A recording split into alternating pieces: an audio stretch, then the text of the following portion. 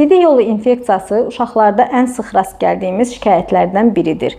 Yeni doğulmuş körpələrdə, 1-6 yaşlı qız uşaqlarında və sünnətsiz oğlan uşaqlarında çox sıx rastlaşdığımız bir şikayətdir. Yeni doğulmuş körpədə sidik yolu infeksiyasının olduğunu necə bilə bilərsiniz?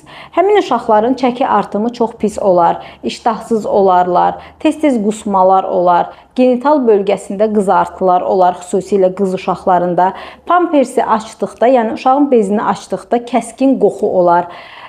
Bəzən qan ləkələri görə bilərsiniz sidikdə. Daha böyük yaşlı uşaqlarda isə onlar öz şikayətlərini deyə bildiklərinə görə onlar tez-tez az-az sidiyə gedərlər və onlarda göynəmə, yanma hissiyatı olar və bunlar öz şikayətlərini bildirə bilərlər. Belə olduğu halda uşaqlara sidik analizi vermək lazımdır. Əgər sidikdə bakteriya aşkarlanarsa, bakterioloji analiz verib, onun nəticəsinə uyğun olaraq antibiotik təyin edib uşağı müalicə etmək lazımdır. Əgər bu kimi şikayətləriniz varsa, vaxtında analizlərinizi verib, vaxtında həkimə müraciət edib müalicənizi başlamalısınız ki, daha ciddi fəsadlar olmasın. HCC Clinical Hospital. Sağlamlığınızı bizə etibar edin.